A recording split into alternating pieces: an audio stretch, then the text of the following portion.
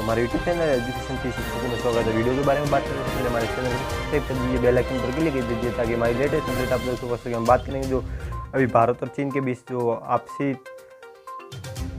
सीमा को लेकर विवाद हुआ, जो कि ग्वालियर में हुआ था, ग्वालियर घाटी में हुआ था, जिसमें हमारे भारत के 20 जवान शहीद हो गए और ये उसके बारे में आपको हम पूरी जानकारी देंगे। तो चलो वीडियो स्टार्ट करते हैं। ग्वालियर में इस जगह हुई भारत चीन के सैनिकों बीच हुई हिंसक झपट।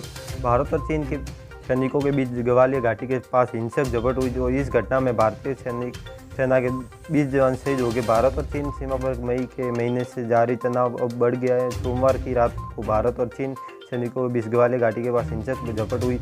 इस घटना में भारत के कुल 20 जवान शहीद हो गए, जिसके बाद दोनों देशों के रिश्तों में एक बार फिर खटास आ गई है। अभी भी सैन्य स्तर पर बातचीत सिलसिला जारी है, लेकिन कोई भी हल निकलता हुआ दिखाई नहीं दे रहा है। इस बीच line of actual control LAC में जिस जगह पर ये झपट हुई है वो जगह काफ़ी दुर्लभ है। जहाँ पर झपट हुई है वो ग्वालियर नदी के पास का इलाका है। नीचे दी गए नक्शे में जहाँ पर पहाड़ियों के छोटी है, उस जगह दोनों देशों के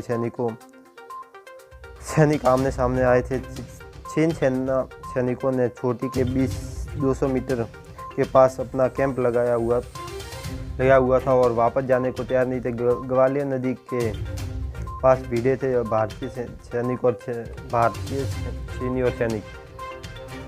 जिस वक्त भारतीय सेना के जवान वहां पर पहुंचे तो दोनों देशों के सैनिकों भिड़ गए। इस दौरान हाथापाई हुई, कटीले तारों वाले डंडों से एक दूसरे पर वार हुआ। इसी दौरान कई सैनिक गंभीर रूप से घायल हुए और दोनों तरफ के कई सैनिक ग्वालियर नदी में गिर गए। कैसे हुई दोनों देशों के सैनिक में इस झपट।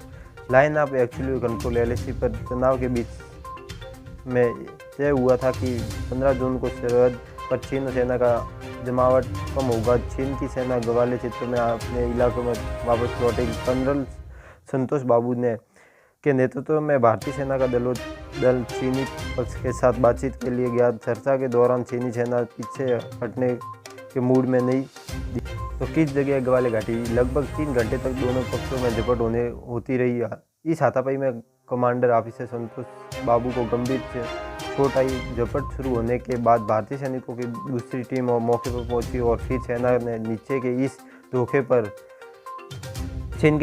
कड़ा जवाब दिया। चीनी सेना ने 6 जून को कई से पीछे हटने की बात और 10 दिन में रच डाली खूनी साजिश। भारतीय सेना आधिकारिक बयान के मुताबिक इस झपट में भारत के कुल 20 जवान शहीद हुए, जबकि समाचार एजेंसी ANA का कहना है कि इस घटना में चीन के 43 जवान हताहत हुए। हालांकि चीन की ओर से इस तरह की कोई आधिकारिक पुष्टि नहीं की गई है। आपको बता दें कि भारत और चीन के बीच लखनऊ सीमा पर मई की शुरुआत से ही विवाद चल रहा था।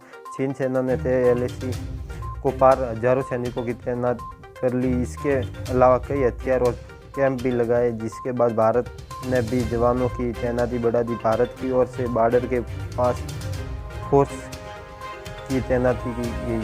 6 जून के बाद से दोनों देशों के बीच कई राउंड की बैठक हुई, जो सेना के बड़े स्तर के लेवल पर हुई है। इस बैठक में तय हुआ था कि दोनों देशों की सेना कुछ हद तक पीछे हटेगी। भारत की मांग थी कि अप्रैल से पहले जैसी स्थिति को लागू किया जाएगा, यानी कि पहले नॉर्मल स्थिति होगी इस तरह दोनों देशों की सेना पीछे हट जाएगी। लेकिन चीन पीछे हटने को तैयार ही नहीं था। वह उधर और कैंप लगा रहा था और सैनिक बढ़ा रहा था और हथियार, तो उसकी साजिश भारत के खिलाफ थी। तो धन्यवाद।